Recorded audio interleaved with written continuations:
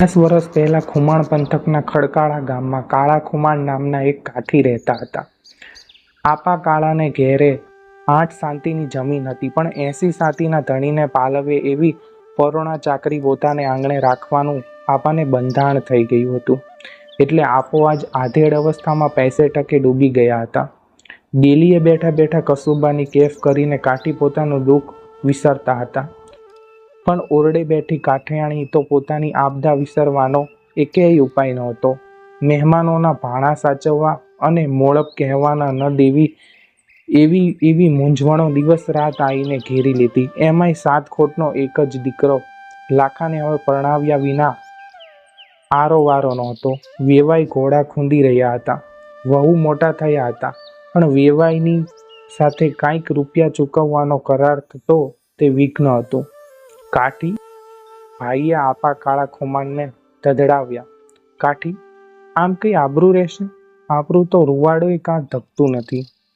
વેશવાળ તૂટશે, શું મોઢું દેખાડશો? ત્યારે હું શું કરું? બીજું શું, ભાઈબંધોને ઊભે ગળે ખવરાવ્યા છે તે આજ તો એકાદને ઉંબરે જઈ રૂપિયા 1000નું વેણ નાખો. આપણે ક્યાં કોઈના રાખવા છે? દૂધ ધોઈને પાછા દેશું. આપા કાળાને ગળે ઘૂંટડો ઉતર્યો. એણે નજર નાખી જોઈ મનમાં થયું કે વડે પહોંચું. ભૂવો આયર તો મારો બાળપણનો ભાઈબંધ છે, ઘોડિયાનો સાથી છે. ભગવાને એને ઘરે માયા ઠાલવી છે. લાવ, ત્યાં જ જવા દે. વંડા એ ખુમાણ પંથકમાં એક ગામડું છે. ઘોડીએ ચડીને આપા વંડે ગયા. ભૂવો આયર મોટો માલધારી માણસ હતો. એના ઘરમાં લક્ષ્મીનો વાસ હતો. આપા કાળાને આવે વખતે તે ટેકો આપે ખરો, પણ જઈને જુએ તો ભાઈબંધ ઘરે ન મળે, ગામત્રે ગયેલા. ઘરમાં આયરાણી હતા. તેણે આપાને તાણ કરીને રાત રોક્યા. વાળું કરતા કરતા આપાએ વાત ઉચ્ચારી. બાપ, બેન, લાખાને વિવાહ કરવાની ઉતાવળ છે. રૂપિયા 1000 સારું થઈને મારે જમીન મેળવા ન જાવું પડે તેવી આશાએ હું અહીં ભાઈને મોઢે થવા આવ્યો, પણ ભાઈ તો ન મળે. રસોડામાંથી આયરાણીએ કહેરાવ્યું. આયર તો લામે ગામત્રે ગયો છે.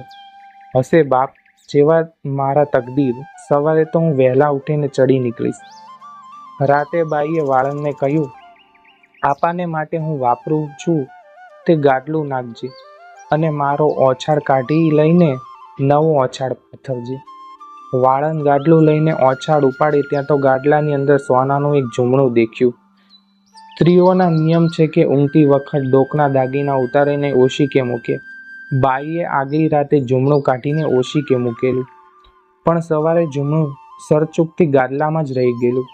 વાળંદે પથારી કરી, આપાને પોઢાડી, ઝૂમણું સંતાડીને પડખે જ પોતાનું ઘર હતું ત્યાં ચાલ્યો ગયો. જઈને બાયડીને કહ્યું, આ લે, આ સંતાડી દે. આ ક્યાંથી લાવ્યા? આ તો માનું ઝૂમણું. બાઈ ચોંકી ઉઠી. ચૂપ રે રાંડ, તારે શી પંચાત? ઝટ સંતાડી દે. અરે પીટ્યા, પણ અણહકનું ઝૂમણું આપણને તો જરે. હજામે બાયડીને એક થપાટ લગાવી દીધું. ઝૂમણું કાઠીના પાટિયામાં નાખ્યું અને આખો પાટિયો ચૂલાની આગોળમાં દાટી દીધો. ભડકતું થયું એટલે કાળો ખુમાણ તો બાઈને મોઢે થયા વગર ઘોડીએ ચાલી ચડી નીકળ્યા. ઘેર જઈને 8 સંતાનની 4 સાંતી જમીન વાણિયાએ થાલમાં માંડી દીધી. જમીનમાંથી રૂપિયા 1000 લીધા અને દીકરાના લગ્ન કર્યા. અહીં વંડાના દરબારમાં શું બન્યું? કાળા ખુમાણ સીધાવી ગયા ત્યાર પછી બાઈએ પોતાનું ઝૂમણું સાંભળ્યું. એણે ગાદલામાં તપાસ કરી, પણ ઝૂમણું ન મળે. વાળંદને બોલાવી પૂછ્યું, પેલા ઝૂમણું ગાદલામાં જ હતું તે ક્યાં ગયું? હજામ કહે, માળી મને ખબર નથી. બાઈને સાંભળવા લાગ્યા. તઈ કોણે લીધું હશે? વાળંદ બોલ્યો, હે માં, આપો કાળો ખુમાણ તો નહીં લઈ ગયો હોય ને? ઈ શું કામ લે? રાતે વાત કરતા હતા કે દીકરાના લગ્નમાં 1000 રૂપિયાની જરૂર હતી. હા વાત ખરી, પણ કાંઈ છાનામાના લઈ જાય? એમાં શું માડી? મારા બાપુને એને ભાઈબંધી ખરીને પૂછીને લેતા શરમ આવે. મનમાં એમ હોય કે પછી કાગળ લખી નાખીશ. બાપડાને જરૂર ખરીને એટલે બહુ વિચાર નહીં કર્યો હોય. હા વાત તો ખરી લાગે છે. બાઈને ગળે ઘૂંટડે ઉતરી ગયો. થોડે દિવસ ભૂવો આયર ગામત્રેથી ઘેર આવ્યા. બાઈએ એને બધી વાત કહી. ઝૂમણાની વાત એને પણ ગળે ઉતરી ગઈ. એનમાં મનમાં મિત્રને માટે બહુ માઠું લાગ્યું, પણ રૂપિયા 1000નું ઝૂમણું કળવળથી કઢાવી લેવું જોઈએ. એણે ખેપિયો કરીને કાગળ મોકલ્યો. ધૂમધામથી દીકરાના લગ્ન પતાવીને જાણે નવખંડની બાદશાહી સાંપડી હોય તેવા સંતોષથી કાળો ખુમાણ ડેલીમાં બેઠા બેઠા ડુંગાની ઘૂંટ તાણતા હતા. દીકરાના વહુ કોઈ સારા કુળમાંથી આવેલા એટલે લગ્નની સુખડીમાંથી જે બાકી વધેલું તેમાંથી રોજ સવારે ને બપોરે સસરાજીને કસુંબા ઉપર ઠોંગો કરવા માટે તાસળી ભરી ભરી મોકલતા અને સસરાજી બેઠા બેઠા સુખડી ચાવતા. 4 સાતીની જમીન ચાલી ગઈ તોય કાંઈએ અફસોસ નથી રહ્યો. દીકરો પરણાવીને બાપ જે સંતોષ પામે છે તેની જાણે જીવતી મૂર્તિ. ખેપીએ ભરડાયરા વચ્ચે આવીને આપાના હાથમાં કાગળ મેલ્યો.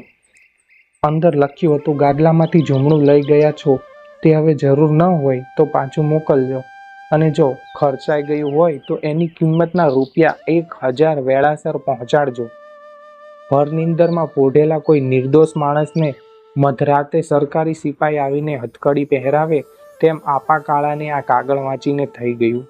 માનવીને માથે આભ તૂટી પડે એ વાત એને ખરી લાગી. ધરતી જાણે એની નજર આગળ ચક્કર ચક્કર ફરવા લાગી. પણ કાઠીનો દીકરો ઘૂંટડો ગળતા આવડે. ખેપિયાને જવાબ લખી આપ્યો. લખ્યું, હા, જુમણું લાવ્યો છું. ઘરણે મુકાઈ ગયું છે.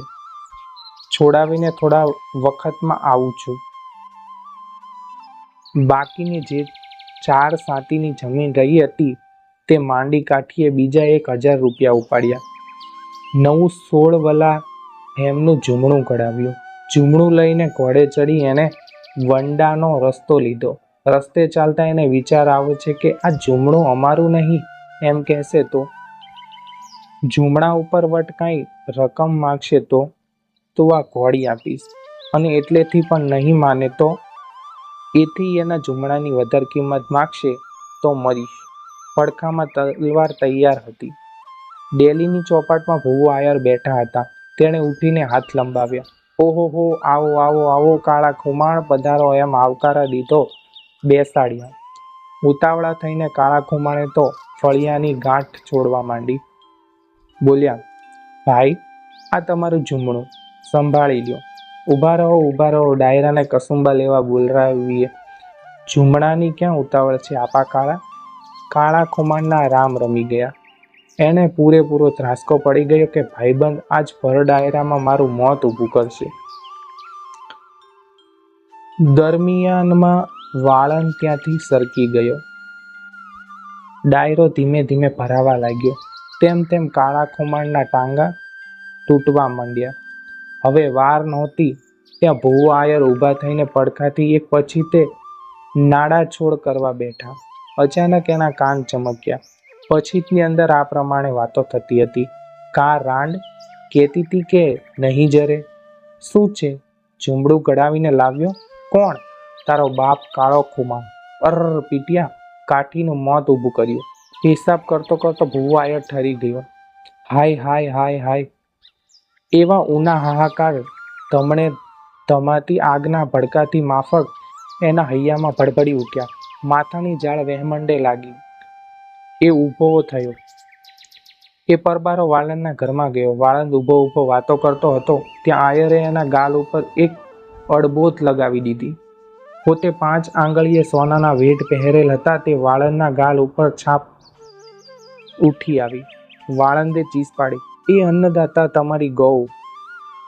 કાઢ્ય જુમણો કાઢ, નીકર, કટકા કરી નાખું છું.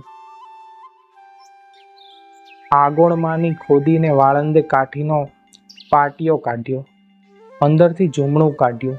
એ જ જુમણું ખૂબ કાળું પડી ગયેલું હતું. ફાળિયામાં વીંટી બગલમાં દાબી ભૂવો ડાયરામાં આવીને બેઠો. કસુંબો તૈયાર થયો એટલે નોકરને કહ્યું, જા ઓરડે ઓલું જોડિયાવાળું જુમણું લઈ આવ. કાળા ખુમારનો શ્વાસ ઘૂંટાવા લાગ્યો. જુમણું ગઢમાંથી આવ્યું, સામે મૂકાણું. પછી મોં મલકાવીને ભૂવો આયર બોલ્યો, આપા કાળા, લ્યો કાઢો ઓલ્યું. તમે લઈ ગયા તા ઈ જુમણું. કાળા ખુમાણે જુમણું કાઢ્યો. એના હાથ કાંપતા હતા. ડાયરામાં 1-2 ભાઈઓ બોલી ઉઠ્યા, કા આપા, અફીણનો બહુ ઉતાર આવી ગયો છે. તે ધ્રુજો છો? ભૂવો આયર બોલ્યો, હા હા, આપાને મોટો ઉતાર આવી ગયો છે. હમણાં કસુંબો પાઈએ. કાળા ખુમાણની આંખે અંધારા આવ્યા. ભૂવો જુમણું ઊંચું કરીને બોલ્યો, ડાયરાના ભાઈઓ, અમારા ઘરમાં આ 2 જુમણા હતા. તેમાંથી એક આપો કાળો ઉપાડી ગયેલા. ચમકીને ડાયરાએ પૂછ્યું, હે, ક્યાંથી? ગાડલાના બેવડમાંથી. કેમ, ખરું ને આપા? અને ભાઈઓ? આપો આયર બાળપણના ભાઈબંધ થાય છે હો. અર, ડાયરામાં ચીસ ઉઠી. આપાને ઉઘરાણી લખી એટલે હા, હલકી કિંમતનું જુમણું ઘડાવીને લઈ આવ્યા ને ઓલું 1000 રૂપિયાનું જુમણું ગળદ કરી ગયા. ભુવા ભાઈ, આ મારી ઘોડી. કાળા ખુમાણનો સ્વર તૂટી ગયો. ધીરે રહીને ભુવા આયરે પોતાની બગલમાંથી ફાળિયું લીધું. ઉખેડીને અંદરથી જુમણું કાઢ્યું. 3 જુમણા ડાયરાની વચ્ચે ફગાવ્યા. બોલો લ્યો બા, હવે જોડીએ મેળવો તો. ડાયરો સજ્જડ થઈ ગયો. અખંડ જોડના 2 જુમણા ને ત્રીજું નવીન. શું થયું? ડાયરની આંખમાંથી આંસુની ધાર હાલી. હિમાલય રૂવે ત્યારે એના નેત્રમાંથી ગંગા ને જમના વછૂટે. કાળા ખુમાણના પગની રજ લઈને એ બોલ્યો, કાઠી, ધન્ય હોજો તારી માને, અને મારી માને માથે ના. મારી માનો 100 ભાગ. મારે પોતાને માથે 1000 ખાસડા હોજો. એ ડાયરાના ભાઈઓ, આજ આ લાખ રૂપિયાના ગલઢેરાનું મોત બગડવા હું ઊભો થયો હતો. મારી બાયડીએ એક વાળંદનું કહ્યું માન્યું, પણ આ બાયડીએ શું કહ્યું? મેં પોતે જ આવું કાં માન્યું? પેશાબ કરવા હું ઊભો ન થયો હોત તો આજ આ કાઠીને અફીણ ઢોળવું પડેત ને. પછી પોતે કાળા ખુમાણને 2 હાથ જોડી કહ્યું, ભાઈ, નવું જુમણું તો તમારું જ છે, અને આ 2માંથી એક જુમણું મારી બેનને કાપડમાં. આ રૂપિયા 1000 ભાઈને વધાવવાના. ના પાડે એને જોગ માયાના સોગંદ છે. આજ એ 2 જણાની ત્રીજી પેઢી ચાલે છે. આ વાર્તાના લેખક ઝવેરચંદ મેઘાણી છે અને આ માહિતી સૌરાષ્ટ્રની રસધારમાંથી લેવામાં આવેલ છે. જો તમે આવી જ અન્ય સત્ય ઘટના, લોકવાર્તાઓ, પ્રેરણાત્મક સ્ટોરી અને ગુજરાતી લોક સાહિત્ય વાંચવા માંગતા હોય તો અમારી ચેનલ આપણું સાહિત્યને સબસ્ક્રાઈબ કરો, વિડીયોને લાઇક કરો, શેર કરો. બાકી મળીશું નવા વિડીયોમાં અમારી ચેનલમાં. ત્યાં સુધી જય હિન્દ, જય ભારત દોસ્તો.